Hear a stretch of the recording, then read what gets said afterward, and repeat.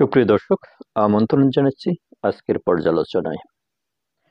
বৈষম্য বিরোধী আন্দোলন শব্দটাই ছিল জুলাই আগস্ট আন্দোলনের মূল স্পিরিট। দীর্ঘ 16 বছর ধরে প্রধান রাজনৈতিক দল বিএনপি সহ অন্যান্যরা জনগণের ভোটের কথা বলে যে আন্দোলন চালিয়ে গেছেন, সেখানে তারা জনগণকে সম্পৃক্ত করতে পারেননি। তাই ছাত্র সমাজ এবার যখন তাদের কোঠার আন্দোলন থেকে বেরিয়ে এসে বৈষম্য বিরোধিতার কথা বলতে শুরু করলো, তখন এই শব্দটা চট করে মানুষের কানে বাজলো। অর্থাৎ গতানুগতিক রাজনৈতিক ধ্যান ধারণার বাইরে গিয়ে যখন ছাত্রদের পক্ষ থেকে নতুন নামে নতুন ধারায় আন্দোলনের ডাক আসলো, তখন আপামর জনগণ দ্রুত সাড়া দিয়ে সেই আন্দোলনে যোগ দিল।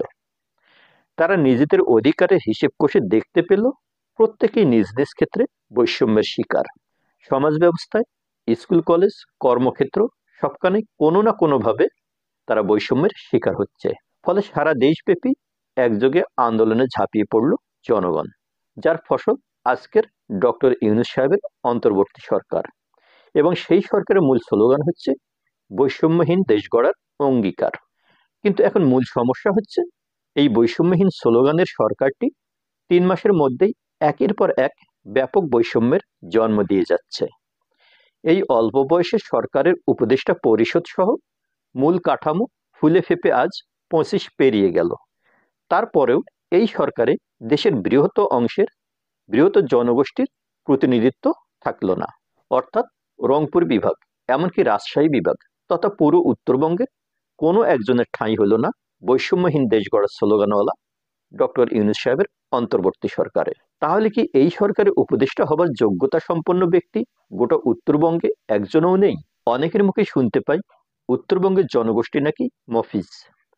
কবে, কে, কি কারণে মঙ্গা কবলিত উত্তর জনপদের সহজ সরল মানুষের সরলতাকে প্রকাশ করার জন্য এই মফিজ শব্দটি প্রয়োগ করেছিল জানি না, কিন্তু এখন সেই শব্দটা উত্তরবঙ্গবাসীকে ছোট করে দেখানোর জন্যই লোকমুখে উচ্চারিত হয়। অর্থাৎ এখন মফিজ মানে এমন এক জনগোষ্ঠী যারা উত্তরবঙ্গের অযোগ্য অধিবাসী, যারা দেশের মূলধারার বাইরের লোক। কিন্তু এই অযোগ্য মফিজদের মধ্য থেকেই বৈষম্যহীন আন্দোলনের মাঝামাঝি সময়, ঠিক জুলাইয়ের 16 তারিখে, যদি আবু সাইদ স্বৈরাচার মাফিয়া সরকারের বিরুদ্ধে সর্বপ্রথম বুক পেতে না দাঁড়াতো, তাহলে আজকের এই জ্ঞানীগুণী উপদেষ্টারা হয়তো জীবনে কখনোই সরকারের অংশ হয়ে ক্ষমতার চেয়ারে বসতে পারতেন না। অথচ উপেক্ষিত হলো সেই আবু সাইদের উত্তরবঙ্গ। উত্তরবঙ্গবাসী যে সত্যি সত্যি মফিজ, তা এবার রাষ্ট্রীয়ভাবে প্রমাণ করে দিলেন প্রফেসর ডক্টর মোহাম্মদ ইউনূস।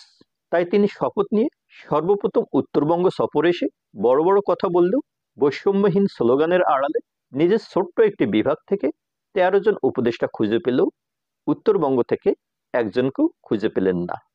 কারণ এরা সবাই মফিজ, এবং এই মফিজ বলেই আবু সাইদ পুলিশের গুলির সামনে দাঁড়িয়েছিল।